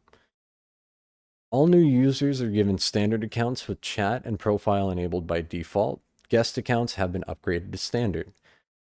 This is nice. I'm very glad. I'm very happy about this for a couple of reasons, but that was, I think, our major biggest complaint. I think the biggest complaint we had, period, was how the accounts were set up. So having that resolved is fantastic. I think that's going to be a fucking great. I think that's going to be really great. I'm not going to lie. Having those features enabled, being able to actually have new users use what they're able to use now, I'm hyped for that. That was a really good change, and I'm really thankful for y'all doing that. I'm glad y'all listened. But that's really cool. Massive Loop economy and credit system. I know we talked about this with y'all when we visited, and I was really interested to see how this would actually end up being implemented. Now, I haven't had enough time to go through and really, what's the word? I haven't had enough time to really go in and read the finer details, get into the meat of it. But the way that I think it's going to work from the conversation, this is going to be pretty cool. But we'll get into it a little bit more as they do have everything written out. So the ability to tip a user or tip a server, that's pretty interesting. And I actually really like that concept. A Patreon system for your server by selling groups or subscriptions. That's a very interesting concept, which in terms of like, say you're wanting to host a music festival or an event or a training class or something, the ability to, well, The ability to do that kind of stuff, like selling tickets or otherwise, is a really cool idea. I really like the concept, and that was something that I thought was really cool. I still think that's really cool. It's out of all the ways that you could implement some kind of economy system, normally I would bitch and moan and fucking I'd be pissed normally whenever a company does something like that. But the implementation and how it actually works is pretty fucking solid. I'm a pretty big fan, I'm not gonna lie. I can talk about White. I'll let you talk about Whiteclad in a little bit if you want to. Pay to enter type groups don't sound like the best. Yeah, I don't agree with pay to enter groups in the sense of like, I don't know, you just have to pay to exist there. But if it's something that's specific to an event or otherwise, say kind of like a Patreon, I get the idea and the concept there. If it's applied in those ways, then I think it's really good. But to be fair, we've just got to see how that actually works in reality. But let's see. Redemption system allowing creators to redeem credits for cash. That was another question that I had, so that's good to know. Public event calendar where you can post your events and share them with others. That was something that I was really excited about, and I'm cool to see that that's a thing. That'll be fucking cool. That'll be useful. Being able to set calendars, notifying other people in the platform itself is pretty good. And I think that's a step towards making it more like a social platform in the sense of social platform, not just a VR social platform or VR game. I think that definitely can help distinguish a little bit. Or rather help be a step in the direction towards making it a bigger platform in that sense. But no, I like the idea for the calendar. This one I'm really interested to mess with because I'm gonna have to fuck with this a lot in the next couple of days. But the Massive Loop repo package system allows you to import Massive Loop objects created by others directly into your Unity project. I'm assuming that's their own version of a Unity package. That's my guess. I'll have to ask because I'm kind of dumb, but I think it is also listed, so we'll read the exact change. Groups and group badges can be used to award server members and control access to worlds/avatars. That's a really interesting concept in terms of restricting and limiting content, but also allowing creators to have a way of not necessarily differently monetizing their assets or their creations or so on. It's an interesting idea. I don't know how it's going to work in reality, but I'm interested to see how it'll work. That'll be pretty cool. I think. I think. I don't know what that means actually. I'm going to have to ask what that means, or hopefully it's written down here because I'm a little confused. Avatar upload size increased to 75 megabytes. Nice. Hell yeah. I honestly didn't know there was I don't remember there being a size cap, but I might just be kind of dumb. Max players per world instance increased to 50. I'm assuming y'all stress test the shit out of that, but that's interesting to see. I wonder how that's going to play out. I'd love to get fucking 30, 40 people into one instance. Stress test that.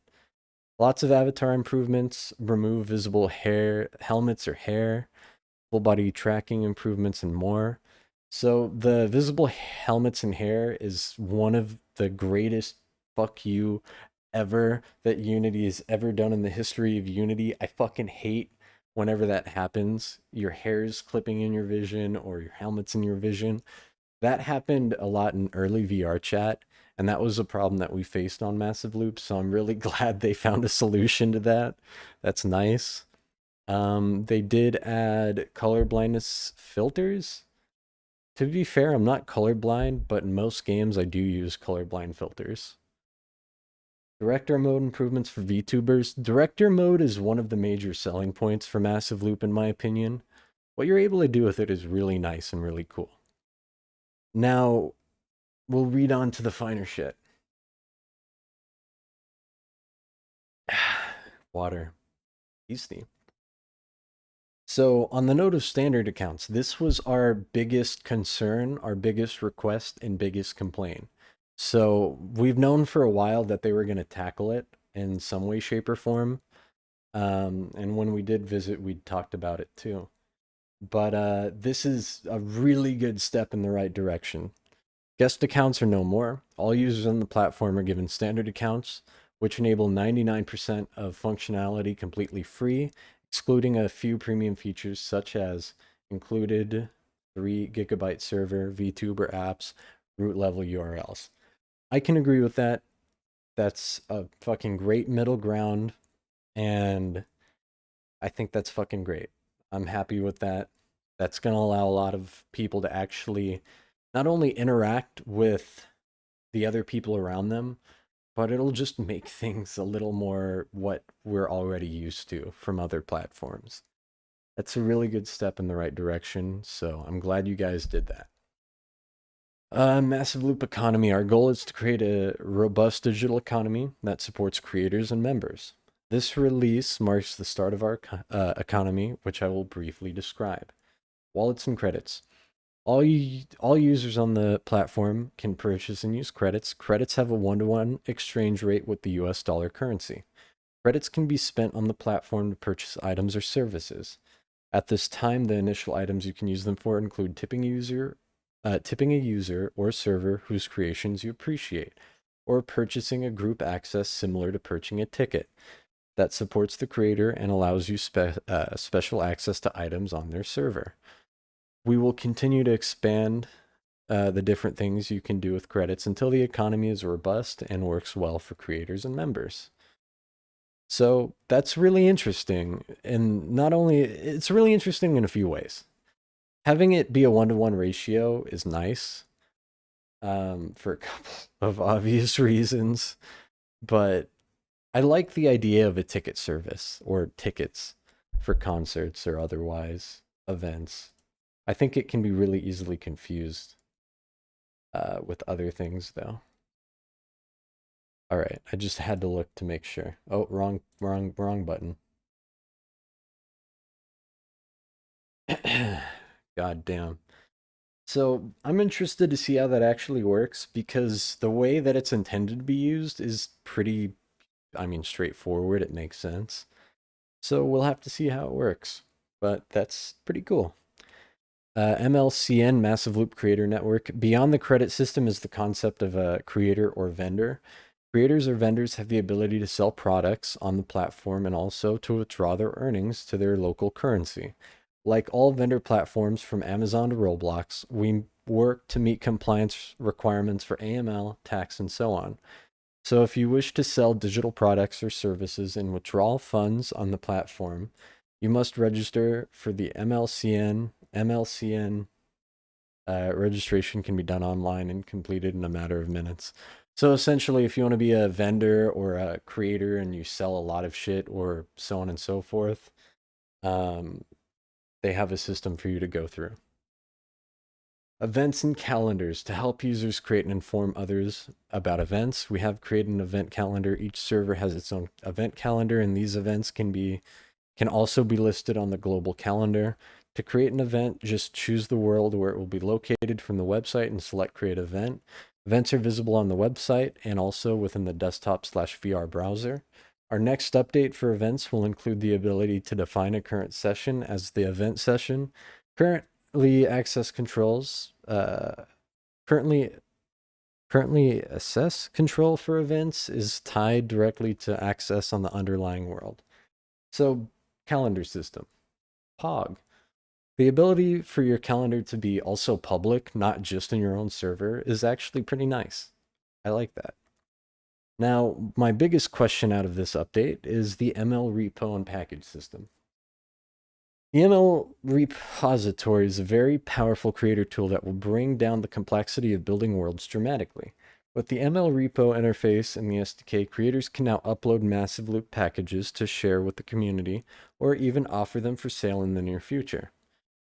Likewise, creators can search and import packages built by others directly into Unity.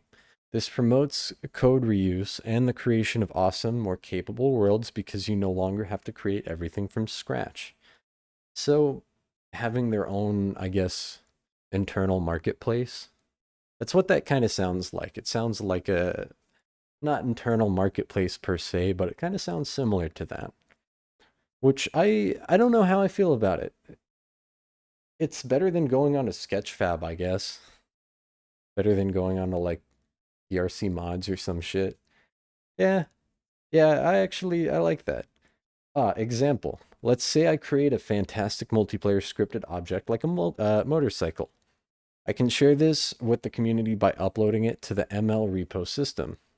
Now creators all over can import that working multiplayer bicycle directly into Unity with the ML repo interface instead of building it themselves.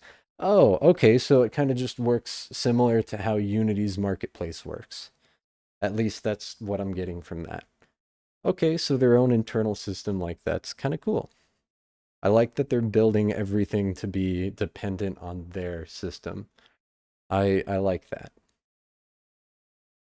Groups and groups badges. Servers can now create groups/badges for their members.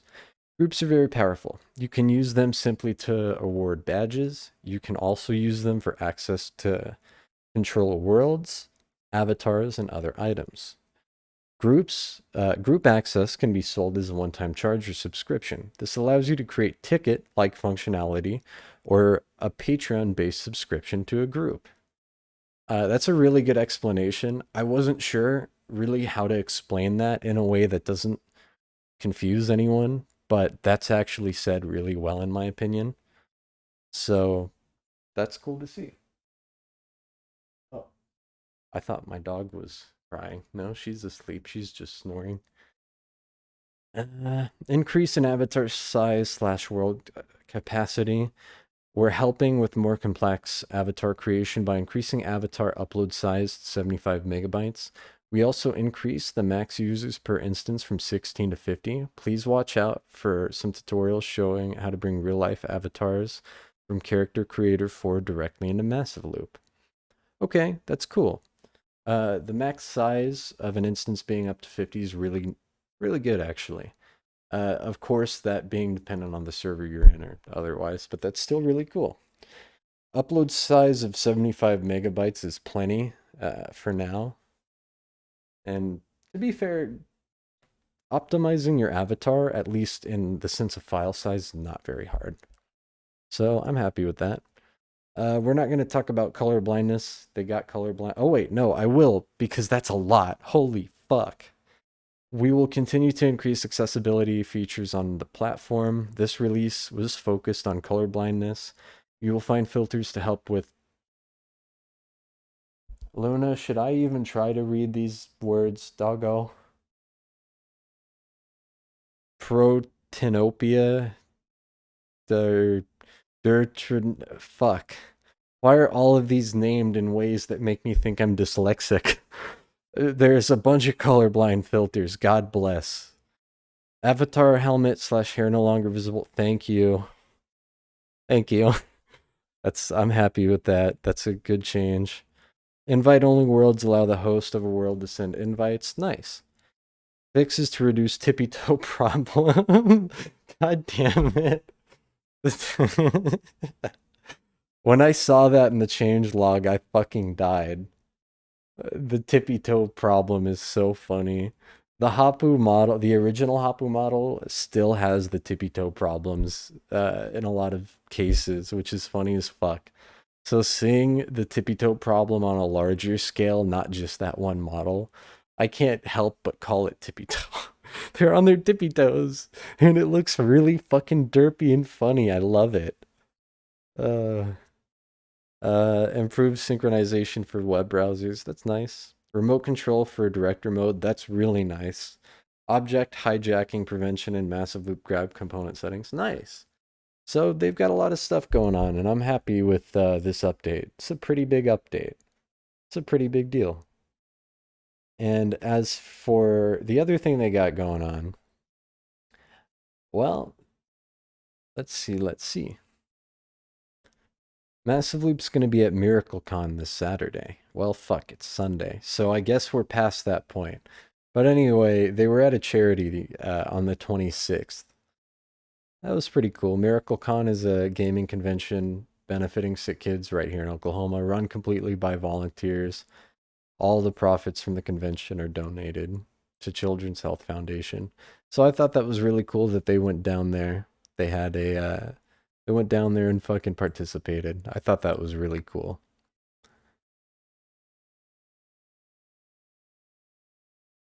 Trust me too, Agent. Let's see.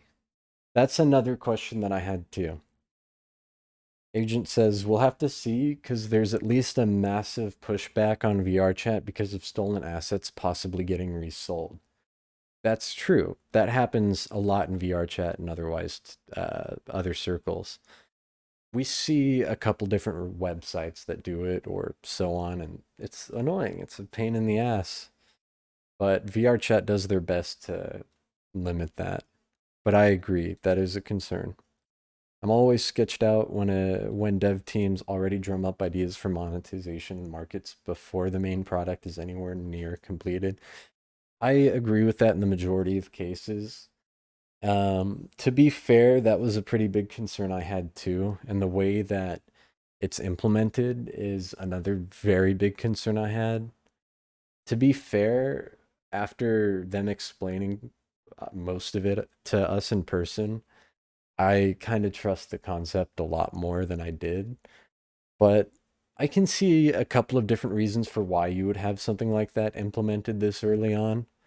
It's definitely appealing to certain groups or creators. The concept is a lot more useful later on, but I'm really interested to see how it plays out, and having an early adaptation of it definitely gives them time to work out some kinks before a potential wider adoption or wider user base. But yeah, that's everything going on with Massive Loop. I'm still working on the 2 planned communities and the 2 planned worlds. As for the lore, I've been off and on working on shit for Abyssal Order, but here and there. And yeah, I've been pretty, busy with real life. We moved across the country, literally 2,200 miles. We've done a lot, we've gotten a lot done. It's been fun, and things are going good outside of my headset not working. Fucking VR. Ah. So, yeah, I think that's about everything. I can't think of anything else. We're about to hit the 2 hour mark, which is what I was shooting for. But overall, everything's been pretty decent. There's still some bullshit to deal with, but real life be real life. Someone requested an anthem earlier. I'll think of some things for it, but I got other stuff to worry about, so we'll see. If anyone else has any topics or questions, now would be the time to bring it up. I'm gonna go give my dog 3 head pats, and then when I come back, if there aren't any topics and questions, we'll end it. Good night, puppy. Are you nice? I love my dog, but she's a fucking dumbass. Like, Luna, I love you, but how the fuck do you eat dice?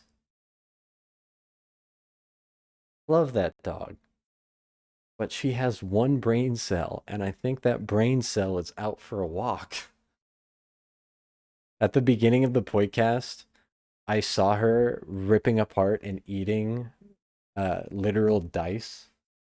So while Crispy was talking, I fucking hopped out of my chair, shoved my fucking hands down her throat, and grabbed the fucking bits of dice out of her goddamn throat. I love this dog, but god damn it, she's a dumbass. She is a fucking dummy. Luna, you're goofy. You're a goofy goober. She looks very angry at me. Not my fault you tried eating dice. But yeah, I think that's about everything. I don't see anything else. Ah, Agent and Psy visited Nitty. Oh, that's cool. Agent and Psy visiting Nitty's cool. You're still okay? Yeah, if you want to talk about White Clad. Sure, why not?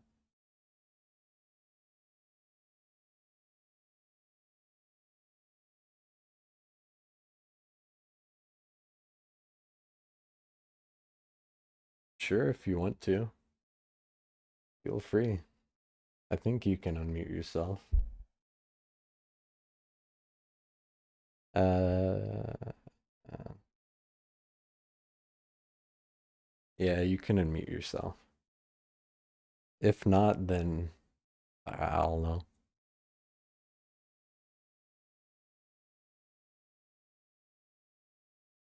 I'm not able to. Let me look. Huh. You're right. I can't unmute you. Actually, I don't know why I can't unmute you. Here, I'll give you a channel exception. Give me a second.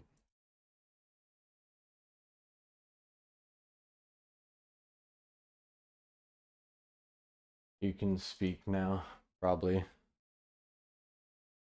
You'll have to unmute your mic or something.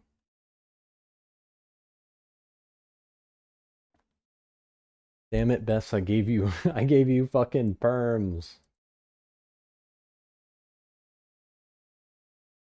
I don't like stages. Did I give the wrong Bess? Well, what is your name, Bess? I'm Bess. I gave the wrong Bess permissions. Hold on.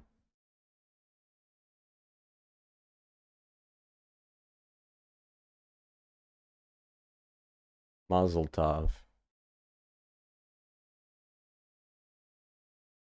I gave you permission to speak.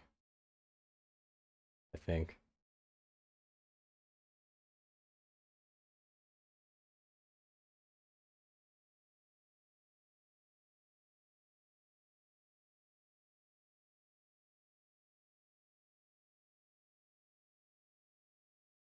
This is not a stage. Doesn't matter. I gave you speaking permissions in the channel permissions. If need be, just giving temporary counsel role so that he can Well, unmute himself. It's a bit tricky, but that hold on. Let is. me turn my headset back on. Otherwise, you'll just have to give him like a special role or something to let him speak. I gave him permission in the channel itself. Maybe he just needs to reconnect. Because he has access. Yeah. Yes, you were right. I did need to reconnect. There you go. Hi, I'm Bez. Oh There my you god. go. What were we talking? White clad, right? So, not really too much going on. We've had been getting meetings back up at least, in the staff side, and we have a role play. I think the best way we've thought is taking an NPC route to start us off. And we've got a scenario where we can use an NPC in a world, and we're going for it as soon as I can get some assets out, because it does need a couple assets, and that also means we've been put back because Nighty had to change their GPU out. So they Feels have their bad. GPU. Yeah, they have their new GPU now, which is good. So I'm going to work on some assets for that, for our little secret RP. And yeah, development's back up and running again. We're all trying to be consistent about it this time round. Fair. It's like it's weird though, because it's like there's multiple different like things we have to worry about. It's like, whereas in the beginning it was like we all had to be there, where we thought, oh, all of us should be there because we're all like in the beginning of it and we need all hands on deck. We have changed that mindset, as long as we have, 3 people at least, it would have been fine. Yeah, so don't worry about that. Don't worry about that. Apparently I'm supposed to play guitar for an hour. I'm dead. But so we've died down on like, hey, we need all of us, because it is one thing that was putting us back, like Titan himself is dealing with real life stuffs. I'm dealing with work and worrying about moving. And I mean, the other 3, they have their specific times that don't end up working out for at least me or him. So it was like weird. We finally have a proper staff schedule, though, I guess, for meetings. So that's good. We're trying to like develop like these small tools to keep the consistency going. So it is developing, which is good. I'm pretty excited about it. I just need to send Nighty a couple assets for the world, and should be pretty exciting, I think. Well, hell yeah. Sounds like fun. Like you Yeah. guys are making some progress. Which is When do good to they hear. happen? Meeting staff. How come? Because it's white clad staff agent. It's more like deacons and yeah, but you're like moderation. This is more like rating staff per se. The way Blaze, or not Blaze, sorry, you're Blaze. Hi. Hi. Titan, the way he has it set up is the moderation, the eye, as you guys are, they handle the Discord, moderation stuffs, and meanwhile there's the rating staff, such as the deacons, the sphenes, or no, the sphene is the head. What is it? Bishops, the rating staff, and then there's also the lore and architect. World creators and avatar creators would be architect, and then you got lore side of things, which is what was it? Scribes. So he has them mostly separated for the most part. So there's no, like not one person is, doing it all, even though they only have one role that is technically could be just used here, just to ease it out a bit. I think there's like a couple channels though where everything's like anyone could see it. Yeah. I'm not entirely sure. Makes But yeah, sense. we're getting places. It's exciting. Squid, I saw that question. Well, if you're talking about like meetings and stuff, well, that's scheduled. We have like our own like little spreadsheet where we input our times, and it really depends on all of us. Mostly me, apparently, because it's like I work. I'm trying to level up in the real world and level up personally as well. So I'm getting busier, and it's kind of sucking right now. But I'm trying. I'm sure you're doing good. Probably. So I'm gonna mute up and shut up and leave it to Blaze. For example, Well, I'm right, glad things are going good there and that there's a lot happening. You can also, remove perms if you really want to. Sure, I'll take him away in a minute. Also, sorry about the Twitch side of things. Steam VR opened and I don't know what it did, but I had to restart it. Let's just triple check. 15, 20. Oh, it did it a few times. Well, that's a shame. I'll have to recompile them later. But I'm glad everything's going good there and that there's a lot of fun and a lot of stuff happening.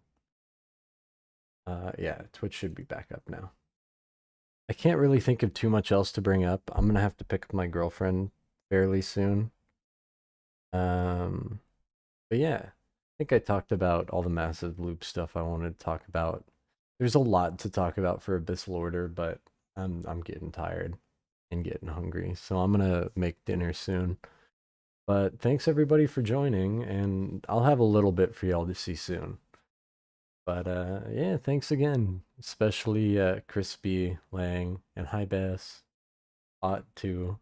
Thanks, Agent, for the assistance. And yeah, I'll see y'all later. Thanks for coming by. Ah. So now that I'm out of the whole, the whole Discord side of things, I gotta say, ooga booga caveman noise.